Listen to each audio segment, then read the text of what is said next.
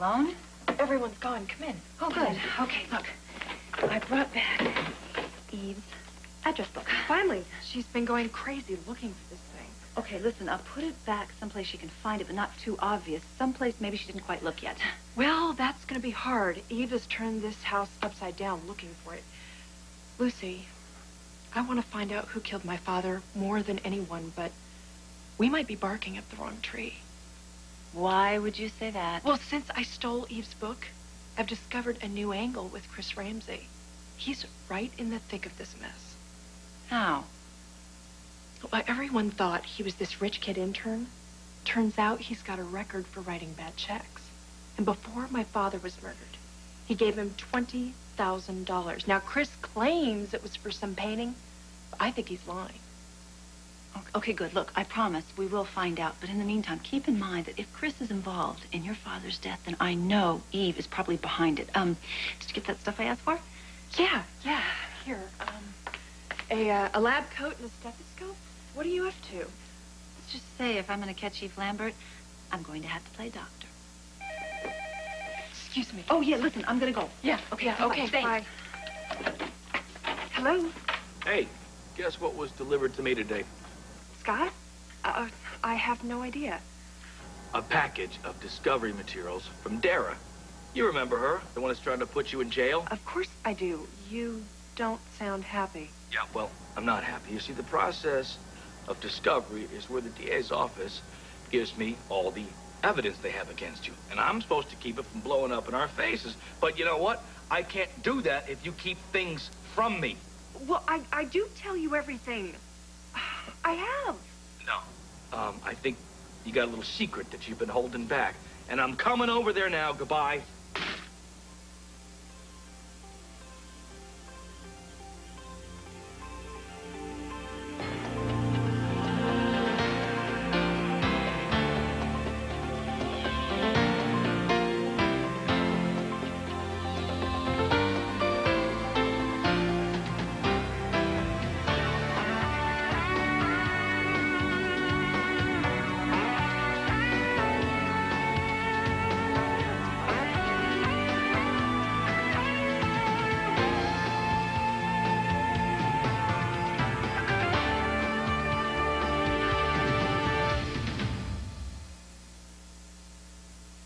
I don't know what Dara told you, but... No. This is about what you haven't told me. The DA's office has just uncovered some information that you've been investigated before for murder. Your brother's death. I didn't think it was important. You didn't think it was important? Let me tell you something, okay? Your job is to tell me everything. I will decide what's important and what's not important. How am I going to represent you here when I don't have the facts? Well, you do have all the facts as they pertain to this case. Scott, I honestly didn't even think about what happened with Buddy. So your second murder investigation didn't jog any memories? Buddy's death was horrible. I pushed the rest of what happened to the back of my mind. Well, let's push it back forward here because your prints were all over the gun that he allegedly killed himself with. He didn't allegedly shoot himself. I mean, he was depressed, and when he found out his father slept with his girlfriend, it pushed him over the edge. What about the gun? I picked it up when I found him. Forgive me if I wasn't thinking straight when I walked in and I found my brother's brains splattered all over the place. I wasn't thinking about murder charges or criminal investigations or someday having to cover my butt if my father was stabbed to death. I'm not criticizing what you did back then. Julie, you were just a kid. I just think that you should have told me about this. Well, my brother's death was ruled as suicide. Whatever they have on me about that can't be used in a trial about my father's murder. It's inadmissible, irrelevant. They never charged me with anything, and even if they had, juvenile records are sealed when you turn 18. Let me ask you something. Did you study law part-time while you were in med school? I'm not stupid, Scott. I know the law. Well, then you know that you need to tell me everything. I need to know everything. Don't hold anything back from me. Fine. And don't be so sure that Dara can't get this out in the trial. All she has to do is ask you about the suicide, and with your fingerprints all over the gun, You were gonna go from sympathetic doctor to wacko killer like that. Oh, and we wouldn't want that now, would we? Are you feeling okay, Frank? It's been a long time since your last injection of DL-56. I'm fine. Once I get past feeling like ants are crawling under my skin, I'll be as good as new. Will you let me know if it gets worse? Sure. Now, go finish taking care of your patients. All right. Hey, is that Lark? Wanted to give her a compliment. One of my patients actually had nice things to say about her. You okay? Super. Hey, is that guy breaking into the meds room? Say, hey! Oh, easy, man. I wasn't doing anything. Gary? Yeah. Gary Pike? Number 55 outside linebacker, St. Ed's? Frank Scanlon. Long time, man. You, what are you doing? With my life? Nothing. I blew out my back. I couldn't afford to play for school if I think what he meant is, what are you doing breaking into the meds room? Hey, it's good Dr. Joe. Like I said, I messed my back up. I'm grinding my teeth down to the roots, the pain's so bad. Yeah, here's your doctor. I forget. He wasn't giving me enough meds. Look, I need more than a couple aspirin, you know? I think you need help, Gary. Look, man, you don't need to preach to me, all right? There's no way you can understand what I'm going through. If you tried to just get off what you're taking? Yeah, a million times. Look, it's not like I want to take drugs. I have to. If I stop, I feel like I'm gonna die. Tell you what, do me a favor. Call this number. They have a good treatment program. I don't need a treatment program, Joe. It's not like I'm a heroin addict or something. This is medicine. I can beat this on my own. They call security, Gary. You have a problem. Look, you're my only problem right now, Joe. But what do you have to bring security into this? We don't. No, what's the harm? He didn't take anything. Just give the guy a break. Frank, we're not giving him a break by turning our backs. Gary, just take off. I don't want to ever see you in here again, all right? Won't. Okay. Thanks,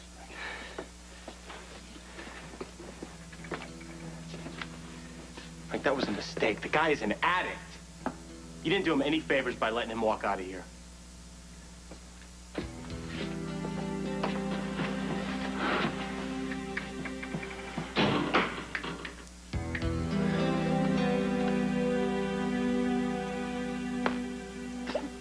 This is actually kind of cool. Kinky. Very cool. Okay. Number.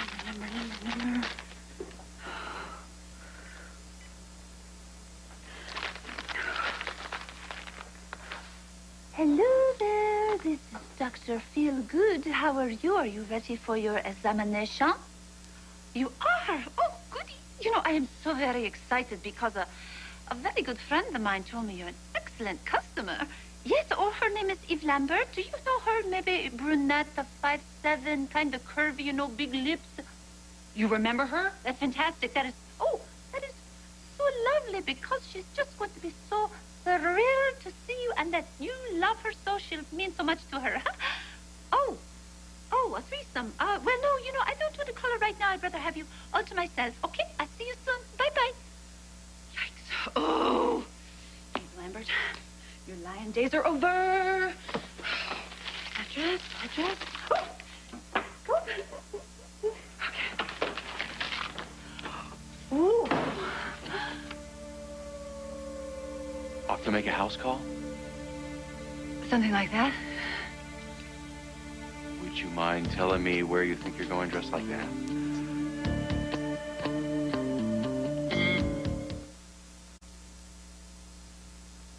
Good question.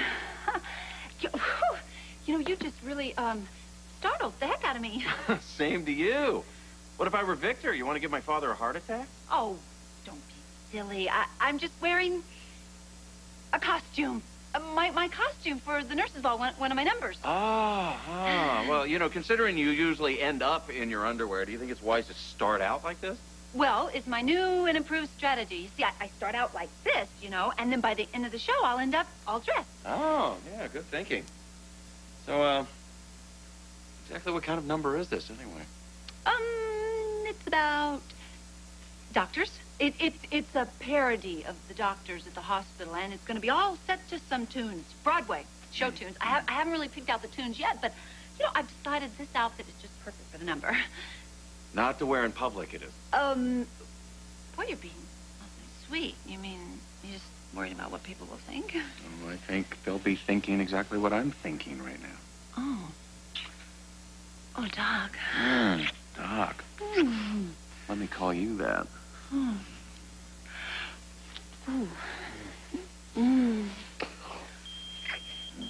Oh, shoot.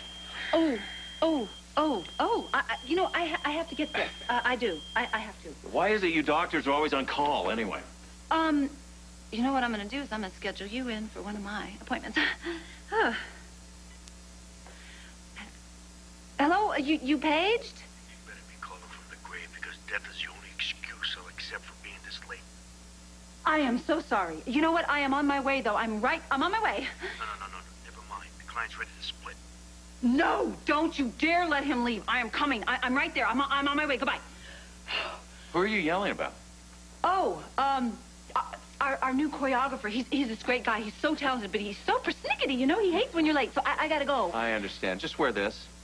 And, when you're ready to tell me what you're really up to, I'll be happy to listen. Oh, Doc, you're just always so suspicious of me. See, my future wife is leaving the house wearing garter belt and a lab coat. You're right. I think it's just me. Don't be ridiculous. I have my whole change of clothes in here after I'm done with my number. I'm going to put that back on. Come right home. As long as it's not another man. I just don't want you running off and getting married without me again. Another man. Oh, Doc, now you're being really ridiculous. I am addicted to you, and there ain't no cure. I gotta go. Doc! Bye.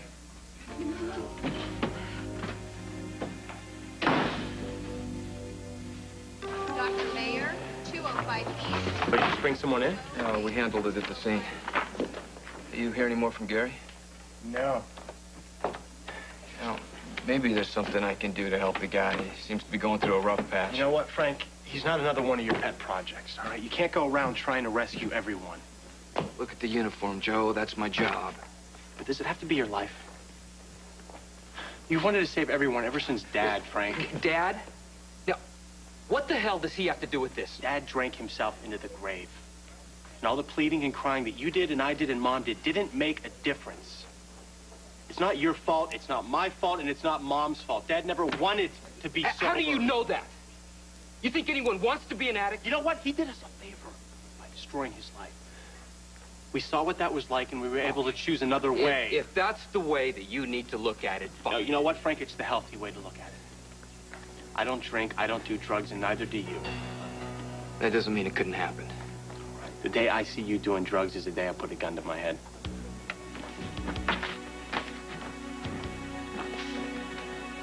Dr. Hogue, pathology. Before I give you another cheezo, I want to ask you something. I'll do anything for Chizos. You were Julie's roommate when you first started the internship program. Mm-hmm. How did that work out? We're not living together anymore. You figure it out. What was your first impression of her? Sweet. Candy corn sweet. But in a screwy sort of way. Screwy? What do you mean? All right. She told me that she grew up in a huge Catholic family. Lots of brothers and sisters, and no money. And then one day, I got a look at her wardrobe. Yeah? And we're talking money, honey. Literally. Lots of money. So she lied about everything, including who she was. What do you think of her now? I think that she's repressed. I think she's wound up so tight, she can't see tomorrow. Have you ever seen her really, really lose her temper? Once I did. It was when she found out that Chris Ramsey slept with her mother. But then I would lose my temper, too. Lark is the only person that really gets under her skin.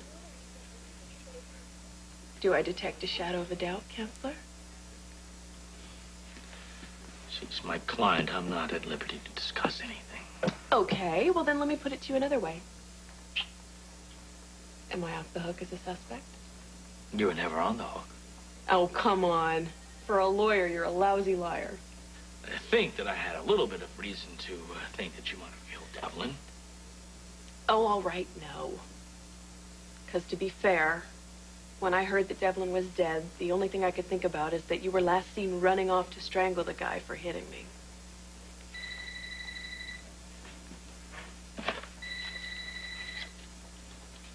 Hello.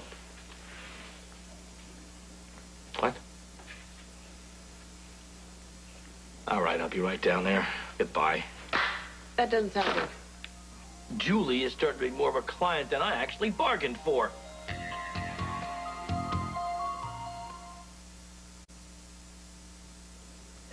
Frank, you look awful. Are you all right? Yeah, something I ate. Are you going to be working in the lab tonight? No, actually, I won't be for a while.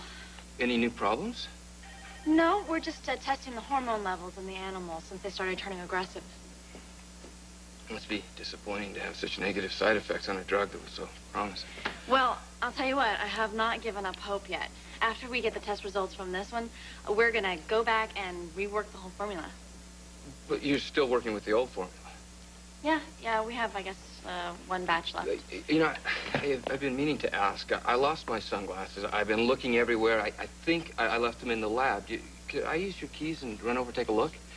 Since we found some of the formula missing, we put about 1 billion locks on the door. I'm carrying around 1 pound of keys. There you go. Hey, Joe. Hey, what's wrong? Do you remember that guy, Gary, I told you about from high school? Yeah? They just found him dead in the men's room upstairs. He OD'd. How'd it happen? Apparently, he broke into the supply cabinet, stole drugs, and then went in the bathroom and shot up.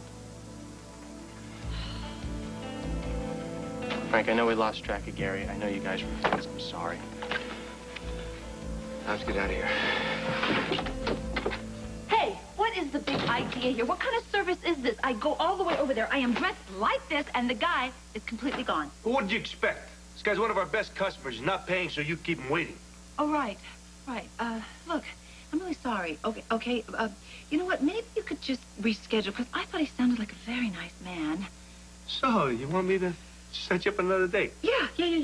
Forget it. I'm throwing you out on your ear. You're giving this company a bad name. Oh, no. One more chance, Just please.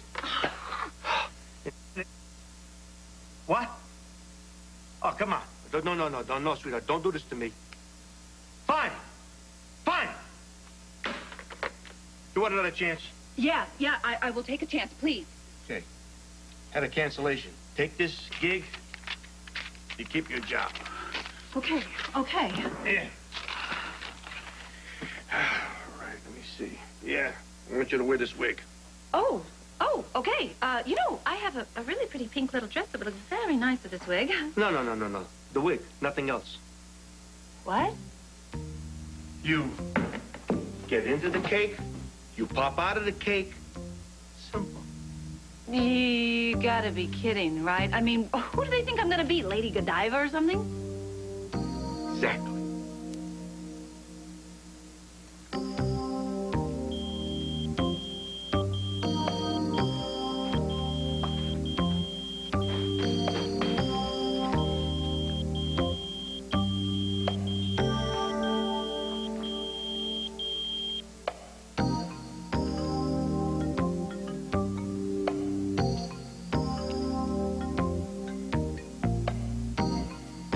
Yes, hello, you paged?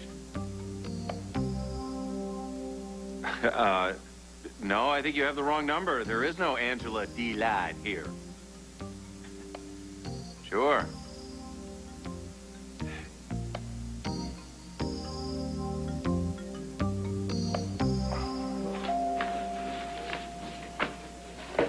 Dr. Lindsay Aaron, cardiology. Dr. Lindsay Aaron, cardiology. Scott, what are you doing here? Well, we need to go over your exact movements during the pediatric circus. You mean my whereabouts when Grace was murdered? Yeah, something like that. You were supposed to work the circus. Why didn't you? Well, I did work the circus, but I overheard 2 people saying I killed my father, so I went into the on-call room to be alone. How did you get there? I took the stairs. What's going on? Well, I was just down at the police station. They have an eyewitness to Grace's murder. The police sketch artist drew this.